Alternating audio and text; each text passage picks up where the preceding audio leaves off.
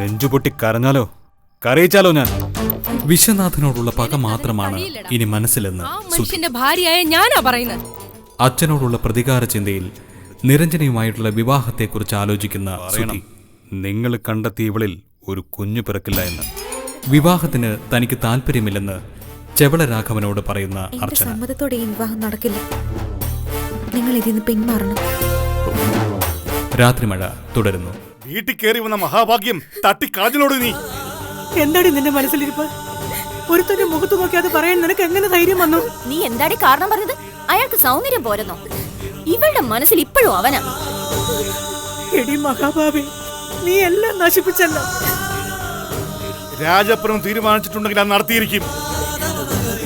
അയാൾ പിണങ്ങി പോയില്ലേ അച്ഛാ? ഇനി ഇതുപോലൊരു വാക്ക് നിന്റെ നാവികത വീണ കൊന്നുകളയും ഞാൻ. കൊല്ലൂന്ന് പറഞ്ഞാൽ കൊന്നിരിക്കും. എനിക്കിനി മേലും കീഴും നോക്കാനൊന്നുമില്ല. നീ ഇല്ലാതായാൽ എന്റെ പിള്ളേർ മനസമാധാനത്തോടെ ജീവിക്കും. ഞാൻ ചെന്നവന്റെ കാല് പിടിക്കാൻ പോവുക.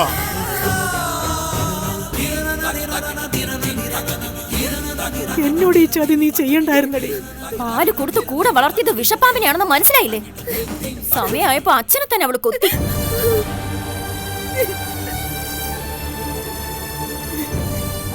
ഇനി അവൻ എന്തു പറയുമെന്ന് എനിക്ക് അറിയില്ല എന്റെ ദൈവമേ.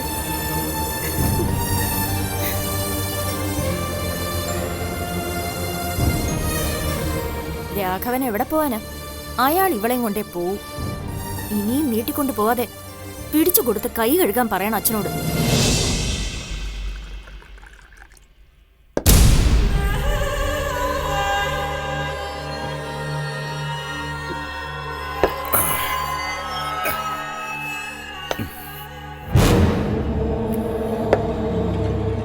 നീ ഇത്ര ദേഷ്യപ്പെടേണ്ട കാര്യം എന്തോ രാഘവ? ആ പെണ്ണിന്റെ സംഭവത്തോടെ കെട്ട് നടക്കില്ലെന്ന് നിനക്കും അറിയാവുന്ന കാര്യമല്ലേ? അവൾ ഏതറ്റം വരെ പോകുന്നൊക്കെ എനിക്കറിയാം. ഇതുപോലുള്ളവളുമാരെ ഈ രാഘവൻ എത്ര കണ്ടതാ. അതൊന്നും അല്ലടി കാര്യം. രാജപ്പന്റെ കൺട്രോളിലല്ല അവളെന്നല്ലേ നമ്മൾ മനസ്സിലാക്കേണ്ടത്. വിലയുറപ്പിച്ച് കാത്തിരിക്കുക ഞാൻ. അവൾ രാജപ്പന്റെ കയ്യിൽ നിന്ന് ചാടിപ്പോയില്ലെന്ന് എന്താടി ഉറപ്പ്?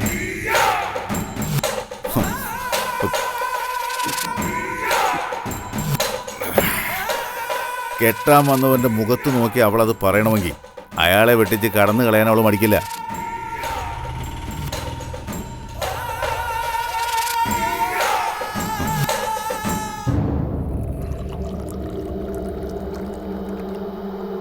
രായപ്പഞ്ചേട്ടനാ? ആ, ഇങ്ങോട്ട് വരട്ടെ. അയാൾക്കും വെച്ചിട്ടുണ്ട്. നീ ഒന്ന് സമാധാനപ്പെട്. ഞാൻ പറഞ്ഞ് ശരിയാക്കിക്കോളാം. എന്തോന്ന് ശരിയാക്കാൻ?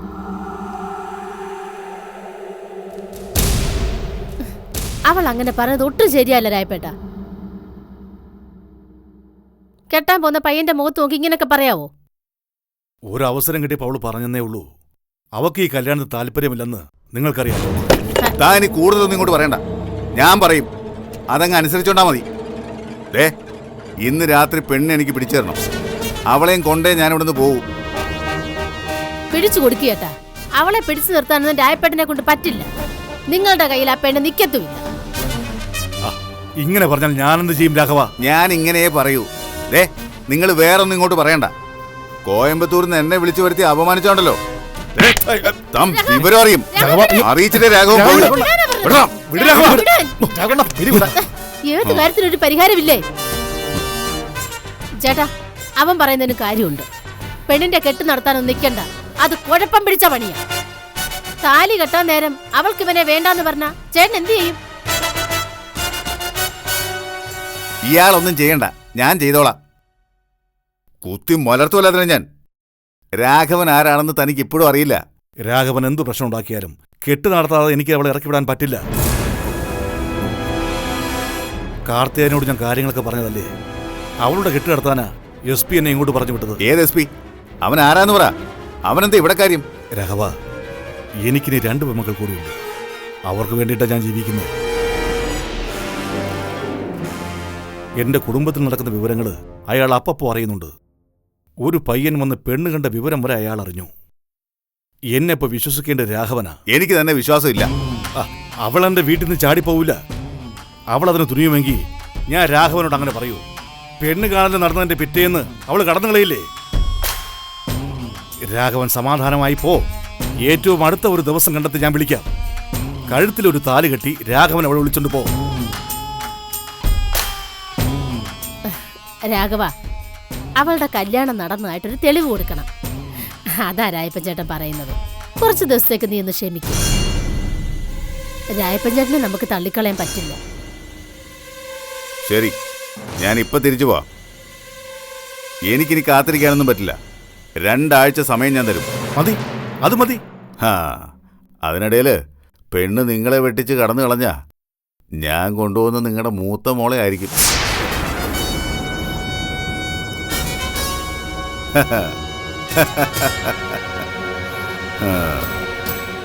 അവളെ ഞാനിന്ന് കണ്ടു. രാഘവന് അതും പോതും. രാഘവ, എടാ നീ. എനിക്കറിയാം. തനിക്ക് കുറച്ച് കാശിന് ആവശ്യമുണ്ടെന്ന് എനിക്കറിയാം. ഏതായാലും ഇത് അതിനുള്ള അച്ചാരമാണെന്ന് കൂട്ടിക്കോ. വരടി, പോയിട്ട് വാ. ആറാ.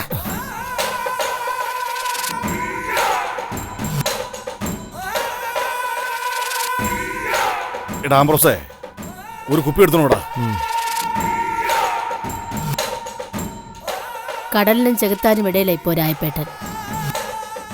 രക്ഷപ്പെടാൻ ഒറ്റ വഴിയോ, ആ പെണ്ണിന്റെ കെട്ട് നടത്തിവിടുക.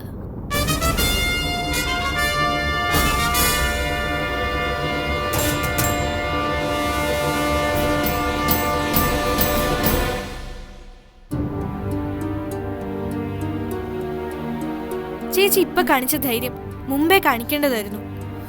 അച്ഛൻ കല്യാണ ആലോചനയായിട്ട് വന്നപ്പോ വെട്ടിത്തുറന്ന് പറയാനുള്ള തന്റെ ഇടം ചേച്ചി കാണിച്ചില്ല.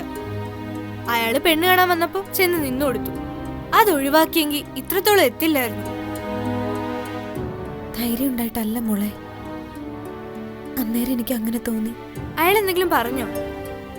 ഇല്ല, പിണങ്ങിപ്പോയെന്നാ തോന്നുന്നത്. അയാൾ അയാളുടെ വഴിക്ക് പോട്ടെ. അഭിമാനം ഉണ്ടെങ്കിൽ ഇനി തിരിച്ചു വരില്ല.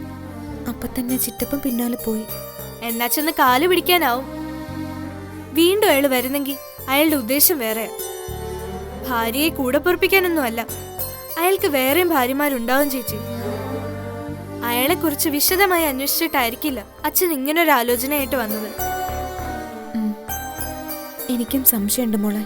അച്ചുചേച്ചിക്ക് ഇന്ന് തല്ലുകുറെ കിട്ടിക്കാണുമല്ലോ. പിന്നെ രേവതി ചേച്ചിയുടെ വക ശകാരവും. സാരല്ല മോളെ, ഇപ്പൊ അതൊക്കെ എനിക്ക് ശീലമായില്ലേ. എങ്കിലും ചേച്ചിക്ക് പ്രതികരിക്കാൻ കഴിയുമെന്ന് ഇവിടെ ഉള്ളവര് മനസ്സിലാക്കിയല്ലോ. പിന്നെ രേവതി ചേച്ചിയെ കണ്ടില്ലല്ലോ. ആ ഗൾഫുകാരിയുടെ വീട്ടിൽ പോയതാവും. ഉച്ച കഴിഞ്ഞപ്പോ പോയതാ. ചേച്ചിന്നൊന്നും കഴിച്ചിട്ടുണ്ടാവില്ലെന്ന് എനിക്കറിയാം. വാ വാ ചേച്ചി.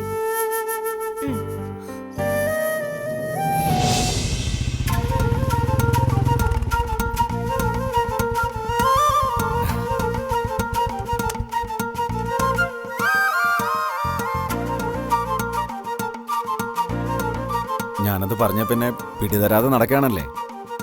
രേവതിയോട് ഞാനെൻ്റെ ഇഷ്ടം പറഞ്ഞത് പ്രേമിച്ച് നടക്കാനല്ല. രേവതി തെറ്റിദ്ധരിച്ചതാ. വിവാഹ അഭ്യർത്ഥനയാ ഞാൻ നടത്തിയത്. അതിന് രേവതിക്ക് സമ്മതമാണെന്നാ എനിക്കറിയേണ്ടത്. എനിക്ക് ഇന്ന് അതിനൊരു മറുപടി കിട്ടണം. Yes or no? എന്റെ അച്ഛൻ ഒരു ലോറി ഡ്രൈവറാ. ഞങ്ങള് 3 പെൺകുട്ടികളും. ഇതൊക്കെ അറിയുന്നതുകൊണ്ടാ സജിയിൽ നിന്നും ഞാൻ ഒഴിഞ്ഞു മാറാൻ ശ്രമിച്ചത്. ഓ, അതാണല്ലേ രേവതി കാണുന്ന വലിയ പ്രശ്നം. അതൊരു പ്രശ്നമല്ലേ? എന്റെ ഇഷ്ടത്തിന് അച്ഛൻ എതിര് പറയില്ലെന്ന് ഞാൻ പറഞ്ഞതല്ലേ. ഇന്നലെ ഫോണിൽ സംസാരിച്ചപ്പോൾ അച്ഛൻ എന്നോട് പറഞ്ഞതെന്താണെന്നോ? നിനക്കിഷ്ടപ്പെട്ട പെണ്ണിനെ കണ്ടെത്തി വെക്കാൻ. രേവതിയെ മനസ്സിൽ വെച്ച് ഞാൻ ചോദിച്ചു, പെൺകുട്ടി പാവപ്പെട്ടവളായ അച്ഛൻ എതിർപ്പ് പറയുമോന്ന്. എന്നിട്ട് അവള് സുന്ദരിയായ മാത്രം മതിയെന്ന്. ഞാൻ അമ്മയോട് പറയട്ടെ? അയ്യോ, അതൊന്നും വേണ്ട. പ്രമീള ചേച്ചി ഇപ്പൊ ഒന്നും അറിയണ്ട. എങ്കിൽ ഞാൻ ഇനി എന്ത് വേണം രേവതി? ഹൃദയം പുറത്തെടുത്ത് കാണിക്കാൻ പറ്റുമോ? എനിക്ക് വിശ്വാസം സജിയെ. വിശ്വാസമെന്ന് പറഞ്ഞാ പോരാ, ഇഷ്ടാന്ന് കൂടി പറയണം. അതെന്ത് പറച്ചില്ല?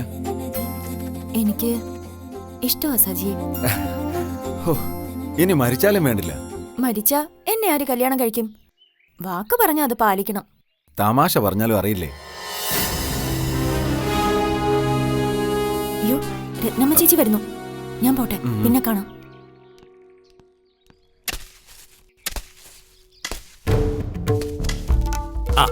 ആശാന്റെ ശ്രീമതി ഇങ്ങ് എത്തിയല്ലോ. പോയ കാര്യം എന്തായി? ദേ സംഗതി വശക്കടാകാൻ പോവാ. അതെന്താണ് രക്തമ്മേ? ആ രായപ്പഞ്ചാട്ടിന്റെ മോളും ഗൾഫുകാരൻ പുക്കരന്റെ മോനുമായി ചുറ്റിക്കളി തുടങ്ങിയിട്ടുണ്ട്. രക്തമ്മേ, ഇതൊക്കെ രായപ്പന്റെ ചെവിയിലെത്തി അറിയാമല്ലോ. എന്റെ കളരിയൊന്നും അവൻ്റെ അടുത്ത് വിലപ്പോവില്ല.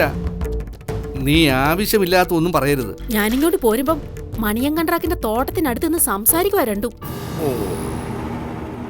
അവളുടെ ആ കുഴഞ്ഞാട്ടവും അവന്റെ നിൽപ്പും ഒന്ന് കാണേണ്ടതാ. ആ ചെറുക്കനാ പെണ്ണെ നോട്ടം വിട്ടെന്ന് എനിക്ക് നേരത്തെ തോന്നിയതാ. എങ്കിൽ രായപ്പ അവനെ കൊല്ലും. കൊല്ലുന്ന അവിടെ നിൽക്കട്ടെ. ആ പെണ്ണിന് എന്തെങ്കിലും അബദ്ധം പറ്റിപ്പോയ എന്ത് ചെയ്യും? അവൻ അവളെ കെട്ടുമെന്ന് ആരും വിചാരിക്കണ്ട. ഞാൻ പറയാനുള്ളത് പറഞ്ഞു. ഇനി നിങ്ങൾ എന്താന്ന് വെച്ചാ ചെയ്യേ. അവൾ ആ വീട്ടിൽ തൈലെന്ന് പറഞ്ഞു പോയപ്പോഴേ ഞാനിത് പ്രതീക്ഷിച്ചതാ.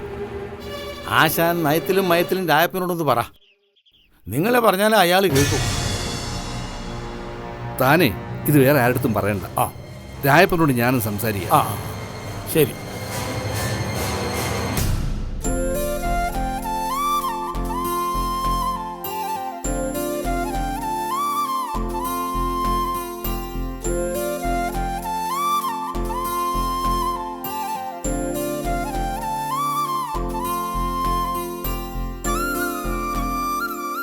ഹലോ നിരഞ്ജന.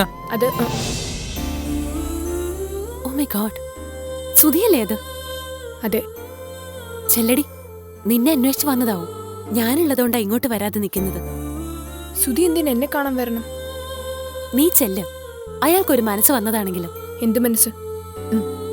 ചെല്ല് നിരഞ്ജന, പോ.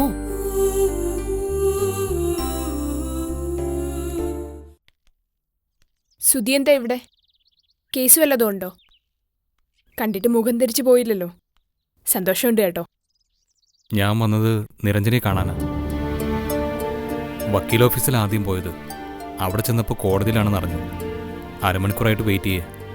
എന്താ വിശേഷം വല്ലതും ഉണ്ടോ? ഒരു കേസിന്റെ കാര്യം ഡീറ്റെയിൽ ആയിട്ട് സംസാരിക്കാനാ. വാദിച്ച് ജയിപ്പിച്ചു തരണം. അതാണല്ലോ എന്റെ ജോലി. 100% ആത്മാർത്ഥത കാണിക്കും. പോരെ? അതല്ലേ ഞാൻ നിരഞ്ജനെ തേടി വന്നത്.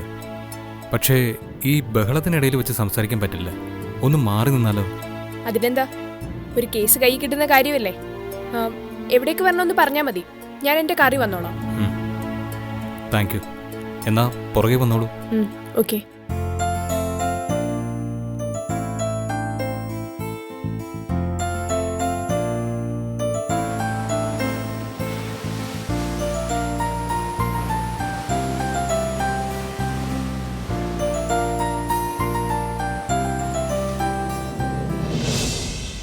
ഓർക്കുന്നില്ലേ, ഇവിടെ വെച്ചാ നമ്മൾ ആദ്യമായിട്ട് പരിചയപ്പെടുന്നത്. ഞാൻ ഈ ബീച്ചിലേക്ക് ആഴ്ചയിൽ 2 തവണയെങ്കിലും വരാറുണ്ട്. നമ്മൾ മീറ്റ് ചെയ്തതിന് ശേഷം ഇവിടെ വരുമ്പോഴൊക്കെ ഞാനത് ഓർക്കാറുമുണ്ട്. എൻ്റെ കഴിവുകേട് സുധിയോട് തുറന്നു പറഞ്ഞത് ഇവിടെ വെച്ചല്ലേ. അതവിടെ നിൽക്കട്ടെ. സുധി, കേസിൻ്റെ കാര്യം പറ. നിരഞ്ജന പറഞ്ഞു നിർത്തിയത് തന്നെയാ എൻ്റെ കേസ്. യെസ്, നമ്മുടെ വിവാഹം.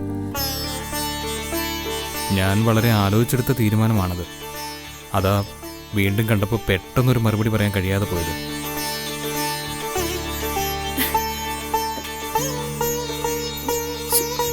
സുധി എന്താ പറഞ്ഞേ? എനിക്ക് നിരഞ്ജനയെ വിവാഹം കഴിക്കാൻ ആഗ്രഹമുണ്ടെന്ന്.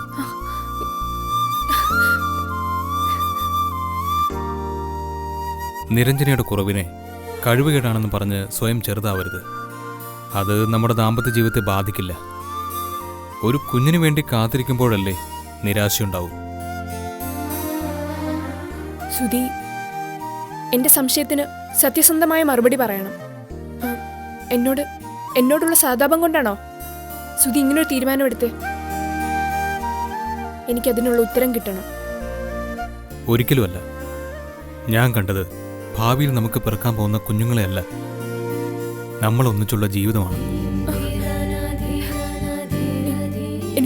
എനിക്കിത് വിശ്വസിക്കാവോ? വിശ്വസിക്കാം.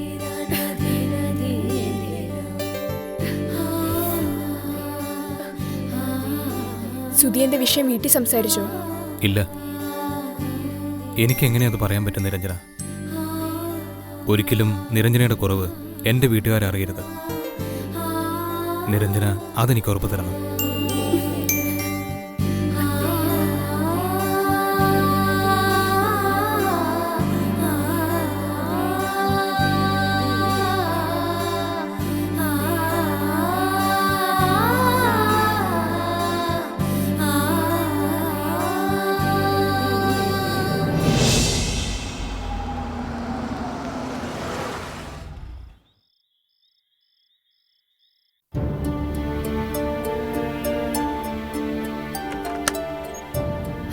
ഏട്ടാ അളിയെത്തിയല്ലേ?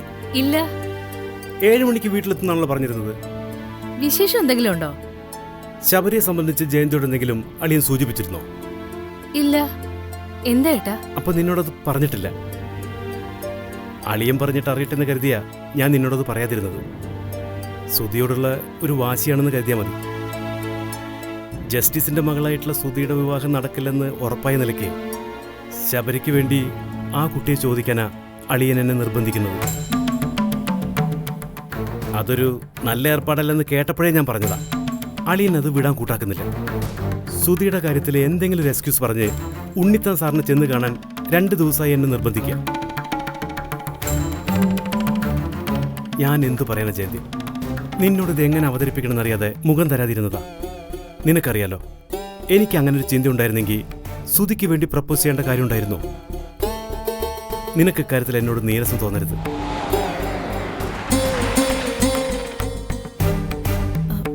വിശ്വട്ടം വന്നല്ലോ. എനിക്ക് വിഷമാവൂന്ന് കരുതി ഈ ആലോചന ഏട്ടം വിട്ടുകളയണ്ട.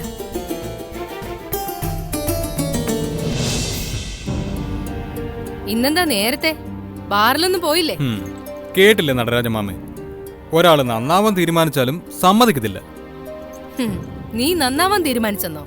അമ്മ പറ, ഞാൻ എങ്ങനെയാ നന്നാവേണ്ടത്? അതുപോലെ അനുസരിച്ചോളാം. പരിഹാസമാണല്ലേ?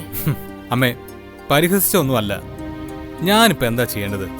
കഴിഞ്ഞതൊക്കെ മറക്കണം, നിങ്ങളോട് ക്ഷമ പറയണം, അത്രയല്ലേ ഉള്ളൂ. ഞാൻ അതിന് തയ്യാറാ. ദാ ക്ഷമ ചോദിച്ചിരിക്കുന്നു. ഇനി എന്താ വേണ്ടത്? അച്ഛൻ എനിക്ക് വേണ്ടി കണ്ടെത്തിയ പെണ്ണിനെ സ്വീകരിക്കണം, അല്ലേ? അതെ.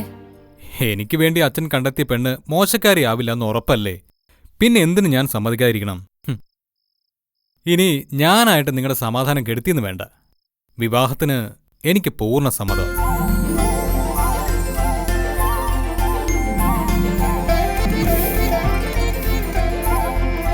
നീ കഴിച്ചിട്ടുണ്ടോടാ? ഇല്ലമ്മേ, അമ്മയോട് ഞാൻ കളവ് പറയില്ല. വിവാഹത്തിന് എനിക്ക് സമ്മതം. ദേ, അമ്മയ്ക്ക് എന്നെ വിശ്വസിക്കാം. ഈ വാക്ക് മാറ്റി പറഞ്ഞ പിന്നെ ഞാൻ അമ്മയുടെ മോനല്ലാതാവും. സത്യം, നിരഞ്ജനെ സ്വീകരിക്കാൻ ഞാൻ തയ്യാറാണ്.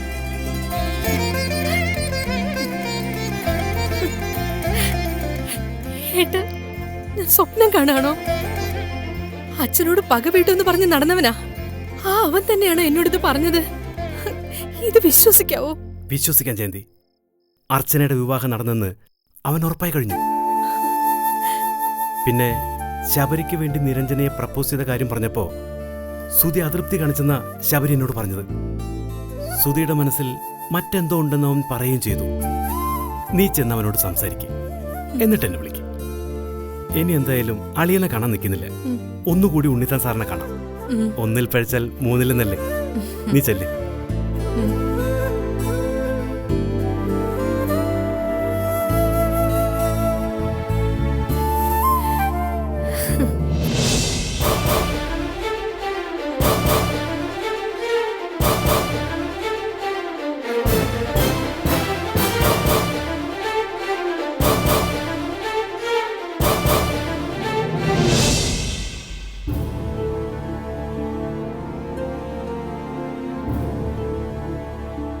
മോനെ,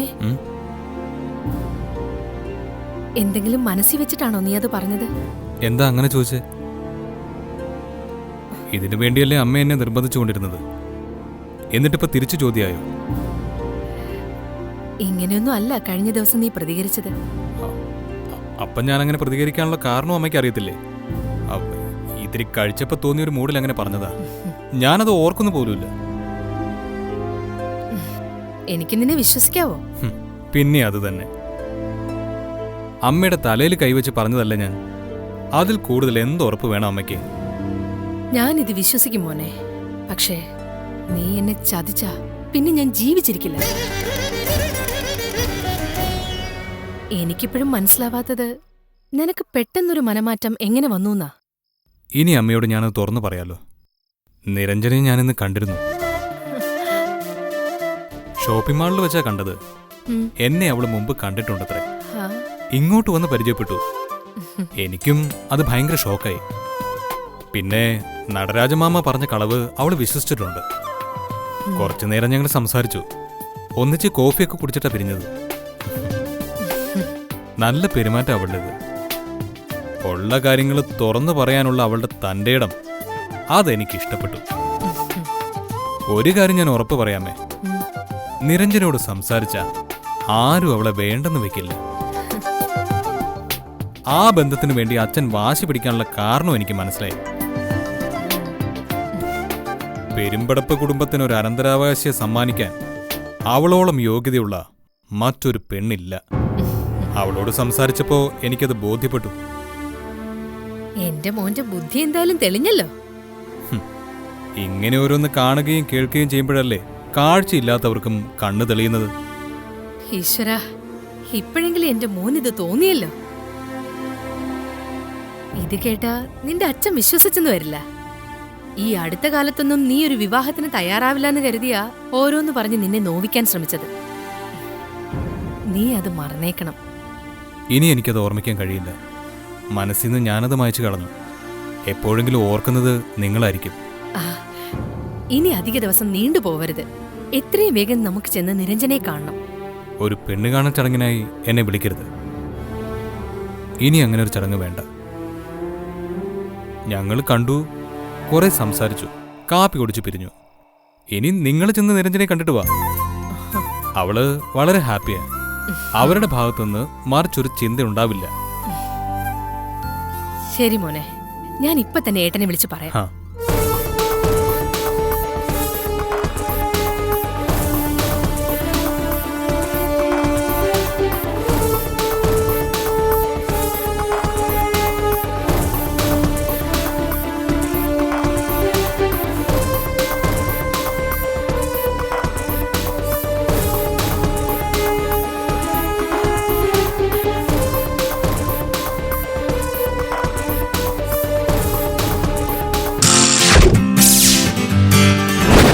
Yeah.